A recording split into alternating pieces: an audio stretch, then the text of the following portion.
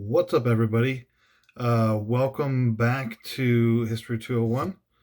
And as I promised, I'm going slowly through the syllabus and the class and sort of explaining everything to you in nice, neat little morsels, easier to digest versus like a really long video. So we're getting into the discussion board, which is something that you're probably familiar if you've ever taken an online class. I mean, I'm pretty sure it's like federally mandated to have one. So you're going to do one here too. And really, it's the best way for us to sort of interact. Not being in a brick and mortar class, it gets kind of lonely. So it's a good way for us to sort of, engage each other, not just as, professor to student, but also like student to student. And we're going to follow suit with that. Okay. So, if you've done one before, you kind of have a gist, but then we kind of break it down for you the way that we like to have it too. So, this is an opportunity for you to not show me the what.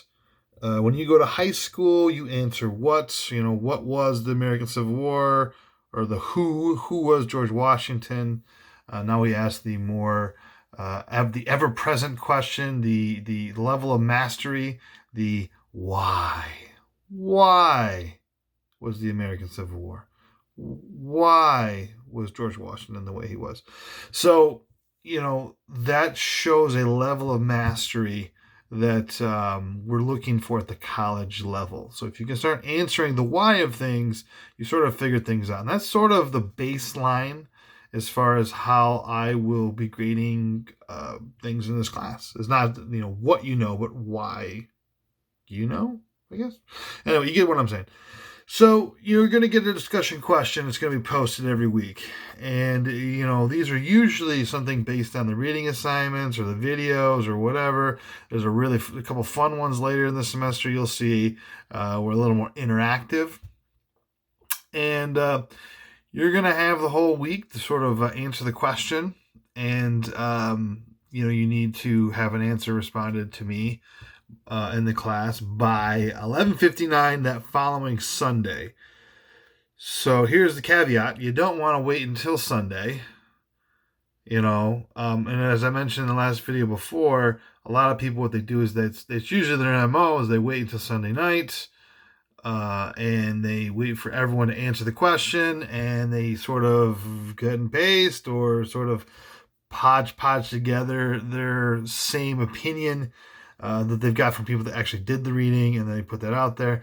In this discussion board, you will not be able to see other people's responses until you, in fact, post your own. So that's important that you get that done earlier. The earlier you have that, the better. You'll also be required to respond to 2 other people. And here's the thing that drives me crazy. Stop what you're doing right now. Whatever you're doing. Okay, whether you're shaving, whether you're going to the bathroom, you're watching TV, you're probably watching something awesome. Pause it. Look at me. Whatever you do, when you respond to something, from here on out, this class, any other class you ever go to, your post cannot be, I agree with you. That's not enough. That doesn't say anything. It doesn't, it's just white noise. And you know it, and I know it. I did it. I used to do online classes. I totally get it too.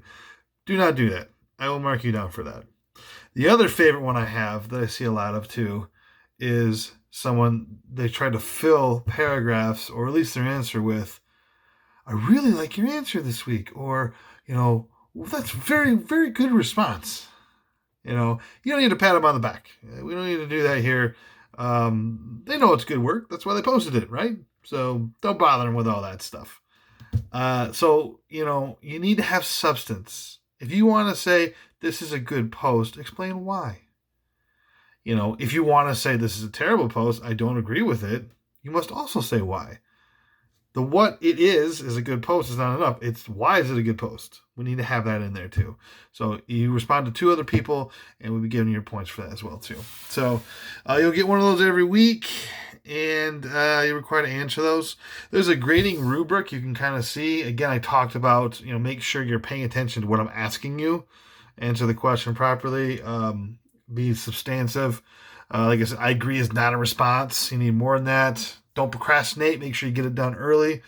more people will likely respond to your work, and you can have little repartee. Don't just stop at 2 responses. If someone asks you a question, feel free to answer it, including myself, because I'll be out there too reading these and sort of interacting with you as well during the school year.